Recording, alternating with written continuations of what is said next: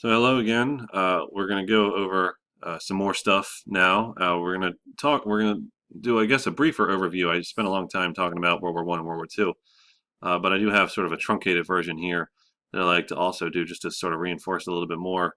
And it's going to get us to 1945, what I'm calling a watershed in international politics. And this is a time where a world dominated by multiple powers, uh, by the end of World War II, has become a world dominated by two rival superpowers, this being the Soviet Union and the United States. Now, we have to start with nationalism, of course. Nationalism helps define the 20th century. We talked about it a little bit before. Nationalism is a set of ideas that convinces citizens that they should be loyal to the state. And to give it an in-practice definition, patriotism would be the in-practice version of this, and it ends up leading to a lot of conflict in the 20th century, especially things like genocide and wars and things like that. So just to recap, Europe before World War One, there had been this long period of peace since the 1870s, almost 100 years since the defeat of Napoleon. So no large-scale conflict since then. Peace, but there were huge national rivalries. There's a system of alliances we talked about. Uh, Going back to German unification, this guy Otto von Bismarck comes up with the idea of these alliances to maintain peace. Uh, Once we get to World War One, anything really could have caused it, but like we discussed, it is the assassination of the Archduke Franz Ferdinand by Gavrilo Princip of the Black Hand.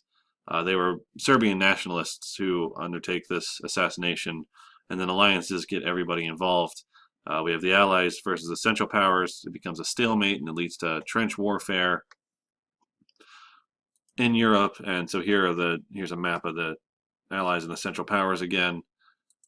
This period, this world at war. So for the first time in a long time, I guess the whole world is at war. Leads to the stalemate with trench warfare. So here's some of the trench lines, sort of a zoomed in and older map. So here's the trench lines, and you can see on either side, so there's the British and the French, the Germans. Here's Belgium up here. There's innovations in this war. The machine gun we talked about, these guys wearing some hideous gas masks because gas was a big problem. We talked about the Battle of Ypres. That was the first place that chemical warfare was used in the modern world. We get U-boats, Unterwasserbooten. They're submarines being used for the first time. Uh, Also, during the war, we talked about the Russian Revolution led by Vladimir Ulyanich Lenin. Uh, he's this guy in the bottom right here.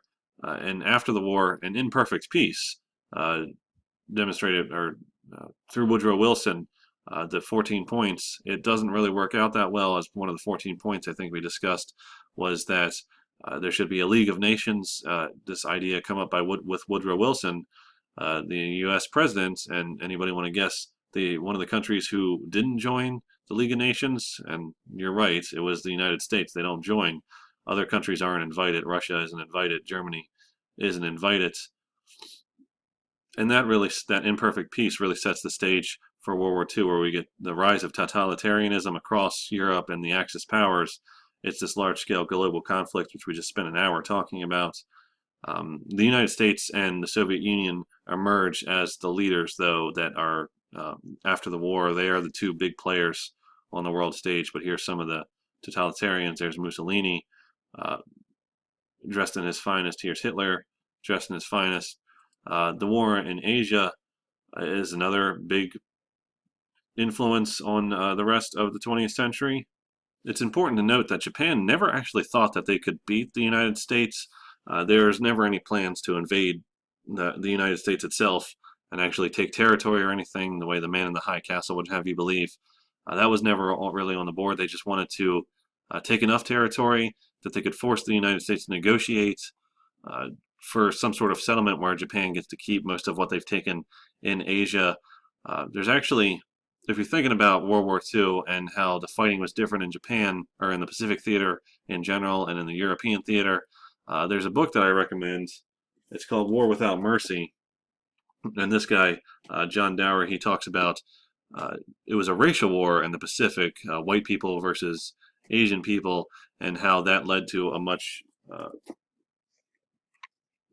sorry, much fiercer style of combat in Asia. So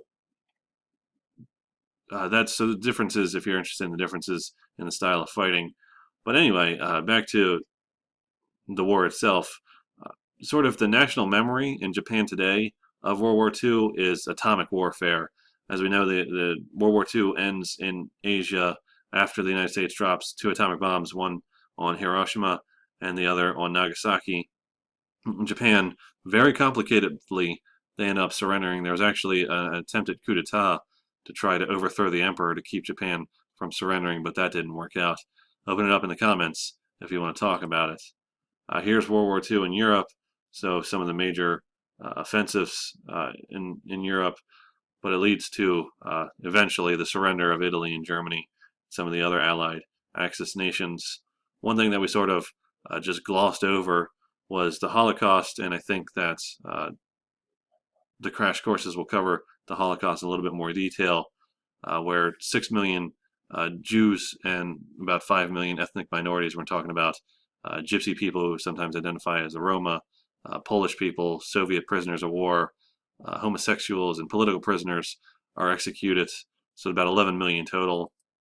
Here's just an image that is kind of awful, showing you some of the death that comes out of the Holocaust. Back to the Pacific Theater. So these are sort of the major operation routes here, coming from Australia all the way up north to Japan, and it finally ends with the atomic warfare, which sort of backdrops this whole period that we're about to cover, because the United States is the first with atomic weapons. The Soviets later on pick up atomic weapons, and we'll talk about that as we go along here. This is what Hiroshima looks like after the atomic bomb is dropped. So it's large-scale devastation after the atomic bomb is dropped. This arch is actually still there today. You can go visit it. Another big event after World War II is that this long era of colonialism comes to an end uh, after 1945, and we'll talk about the differences, how it happens in Africa and Asia. Um, in response to this imperialism in the late 19th century, where these European nations decide that they should take over territories in places like Africa and Asia, uh, just to gain national prestige, also for resources to exploit the people. And as we go along, we'll get into more depth about that, the differences between what country was holding what uh, African country or Asian country, and how the decolonization process took place. So it happens, excuse me, in Africa. So here's just this map, a color coordinated map of 1914. So France has this blue territory. Britain kind of goes down the whole continent. Germany has some territory. And Spain, just a little bit over here. Portugal has some territory too. Belgium and Italy, of course, have theirs. There are two countries that were never dominated by a foreign power um, in this time frame. One of them would be over here, and I'll give you a second to guess. And your guess was probably Liberia. Liberia was set up as a repatriation project by the United States in the 19th century. Think of the word Liberia like liberty, so freedom. So this would have been African Americans in the United States sent back to Africa voluntarily. The capital is called Monrovia, named after President Monroe. So that's where Liberia comes from. And this other one, I'll give you a second to guess this country. You're right, it's Ethiopia. They were never dominated by European power at this time. Ethiopia fiercely remained independent. There's actually a time frame where, like we discussed, uh, Italy had tried to invade Ethiopia and take over, but they were not successful. They were defeated by the Ethiopians led by Haile Selassie. So in addition to Africa, we can also see it in Asia here. So Great Britain takes over large parts of India. So here's French-controlled, what's known as Indochina. We'll talk about the liberation of Vietnam and some of these other countries. So the U.S., they have the Philippines for a while. I say they, we. The Dutch and British also hold territory in Indonesia, and Japan is a European or not as a colonial power, not European, for a while too. We'll talk about decolonization in these areas. So this is known as the New Imperialism, though, and there's actually some reasons for the New Imperialism. Lenin, that guy Vladimir Lenin, he wrote this book, Imperialism: The Highest Stage of World Capitalism, where he criticizes capitalism as creating the need for imperialism, capitalism making it necessary. Economics is a big deal to this new imperialism. You need imports. You really need some export places too. So you bring in raw materials from your colonies, and then you would export finished goods to the colonies after you made it into stuff.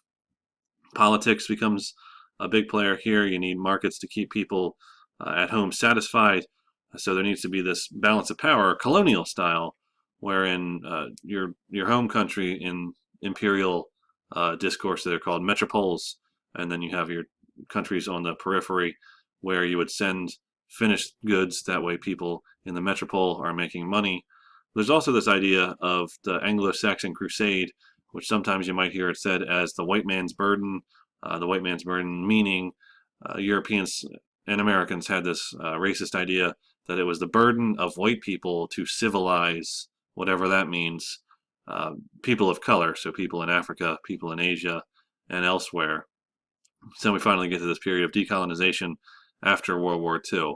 Um, and so that's just sort of a brief introduction to uh, what we've covered at greater length, World War I and World War II, and this imperialism, the colonialism that's going to sort of be the backdrop to everything that we're doing here. Okay, thanks guys, and I'll see you next video.